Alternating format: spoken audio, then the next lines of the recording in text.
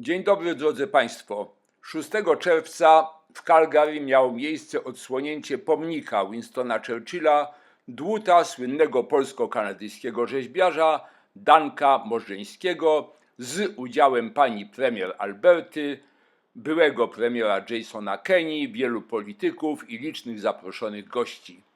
Gratulujemy Dankowi Możdżeńskiemu tak pięknego dzieła sztuki w samym centrum Calgary. Good morning, everyone, and a wonderful, sunny Calgary, June 6th. I'm Mark Milkey, president of the Sir Winston Churchill Society of Calgary. I'd like to welcome you all here, including the Honourable Premier Daniel Smith, Mr. Jason Kenney, Mr. Randolph Churchill, and honoured guests. I will keep my remarks short as we are here today to honour those who served on this most momentous of days, D-Day, 80 years ago today, this morning, and all others. For that introduction, for the kind words. Welcome as well to Mr. Churchill, to the Honourable Jason Kenney. I know that we have former Minister Tyler Shandro, the Honourable Her Honour Lois Mitchell.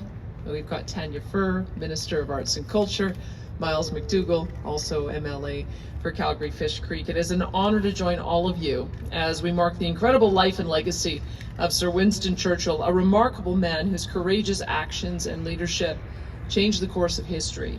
And we are doing so on the 80th anniversary of D-Day, when 160,000 Allied troops stormed the beaches of Normandy in the largest seaborne invasion in history. It was a day that altered the direction of the Second World War and proved to be one of the ultimate turning points of the 20th century. And today, 80 years after one of the great military operations, we still remember the heroes who landed up and down the shores of Normandy, who parachuted behind enemy lines, and who fought so that we can enjoy the freedoms and comforts of today. It's quite fitting then that today we are unveiling a statue that commemorates one of the greatest leaders of all time. Sir Winston Churchill's unwavering defense of democracy in the face of tyranny, injustice, and oppression is one of the reasons why we are free to gather here today. He is a champion of human rights and freedoms. He opposed anti-Semitism, fought against segregation, and fought for the fair treatment of all workers. He firmly stood up for what he believed, and his love of freedom was a love of freedom for all. He also loved Alberta.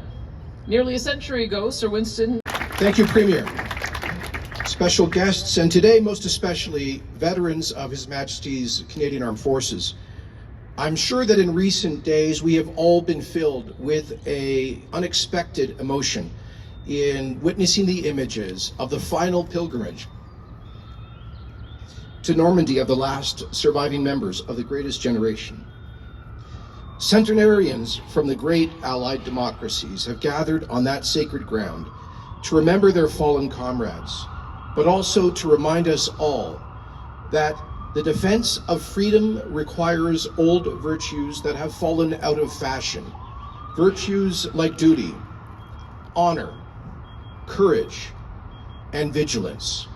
And dare I say, they require the belief in the willingness to make an ultimate sacrifice for one's country, out of love for one's country, not a post-national state. An answer in one word: victory. Victory at all costs. Victory in spite of all terror. Victory, however long and hard the road may be, for without victory, there is no survival. He understood the stakes, but he understood the stakes years before others did. If one of the virtues that was necessary at the landing on D-Day was vigilance, this man was the voice of vigilance for the free world as Hitler built up his war machine. He was a prophet who was disregarded and marginalized for many years as the clouds of war gathered. And so it is not just fitting, it is essential that we remember his call down through the decades, because that vigilance is always necessary as we see new forms of evil and aggression in the world today being fought by the people, the brave people of Ukraine. We must be inspired by the memory and the leadership of Sir Winston Churchill to stand with the forces of democracy and freedom.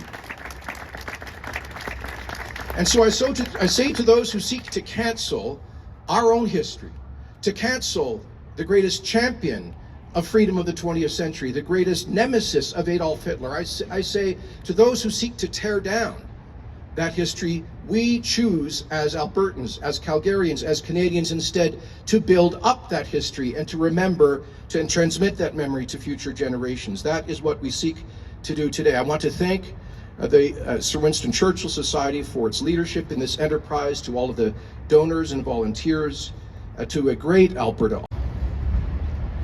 Well, 95 years on, Churchill is back in Calgary, and what a thrilling moment.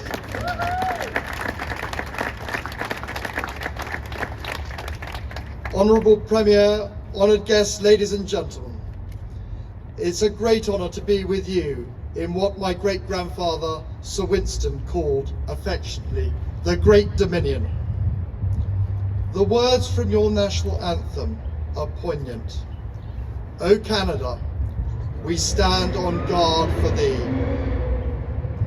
God keep our land glorious and free. And so it is.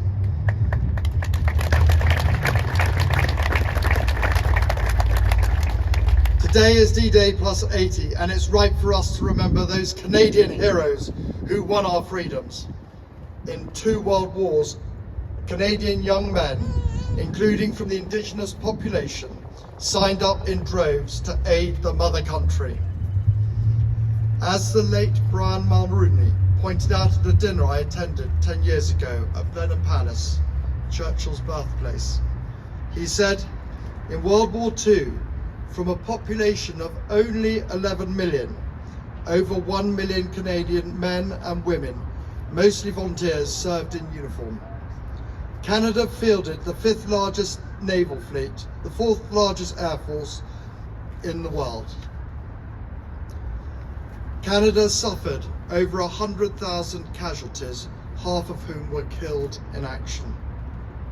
D-Day was the beginning of the Allied liberation of Europe, when Canadian troops would join their British and American brethren in the daring assault on Normandy beaches. Canada did not have any on the landing grounds. We shall fight them in the fields and on the landing grounds, and in the streets. We shall fight them in the hills. We shall never surrender. That Churchillian defiance had a distinctly Canadian connection.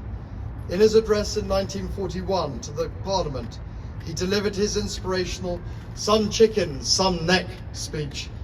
And as the final part of that speech is slightly less well known, he went on, "The peoples of the British Empire are a tough and hardy lot. We have not journeyed all this way across the centuries, across the oceans, across the mountains, across the prairies, because we're made of sugar candy. We shall never descend to the German and Japanese level, but if anybody likes to play rough, we can play rough too." We will do shortly as we unveil a statue of Churchill. It will complement an existing testament to the bravery and sacrifice of those on site already. And your memorial to your airmen is truly remarkable, and I was astonished that it commemorates 1,600 aviators who lost their lives. That airman statue was unveiled nearly 20 years ago by your late Premier, Ralph Klein. Thus today's Premier Smith and former Premier Kearney, thank you both for following the example of Mr. Klein in allowing for the grounds of the McDougall Centre to commemorate the sacrifices made in that terrible war, to be recalled by all those who visit the site. His indomitable spirit, his heroism and resolve so typifies your nation's contribution to our liberty. All of you, every Albertan, every Canadian should be proud of what Danak have given to Canada. Another magnificent work of art.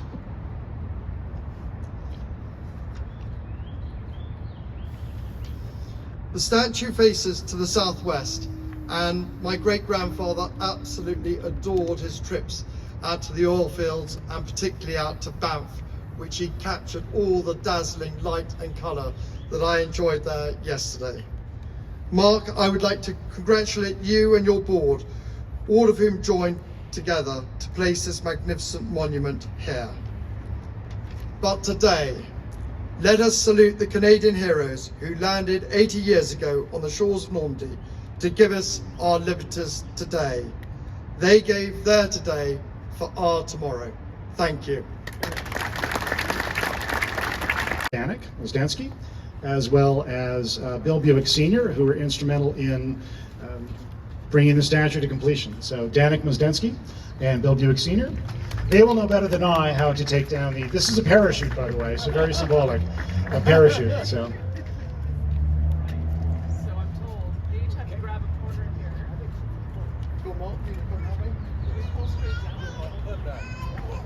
Put it back.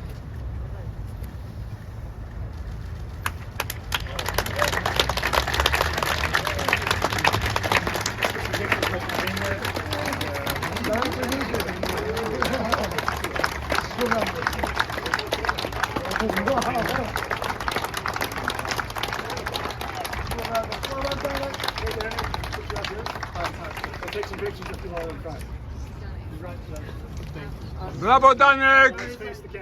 Danek! Jej!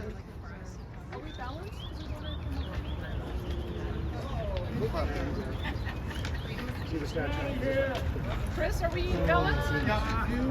We can see more of the statue. There we go. Okay, Over right. half there. At these cameras. Terrific. Thank you. Yeah. Okay, I'm an officer.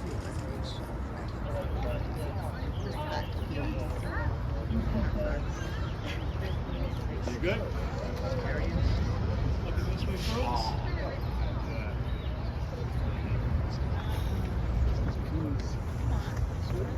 Looking this way, looking this way. Let's move over here. Premier. Thank you. Chris, you good? I'm good.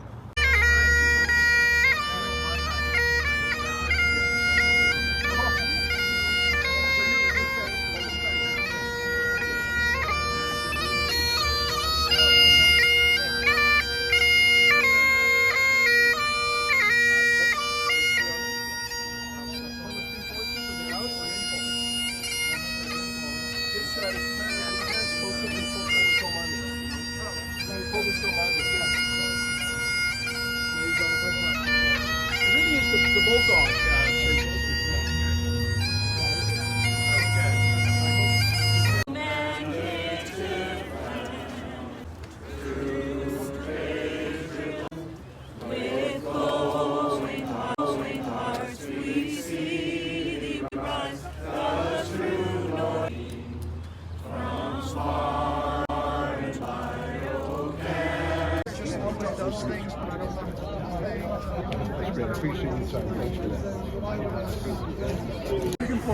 Trip, easy endeavor for you. So hope everything goes well.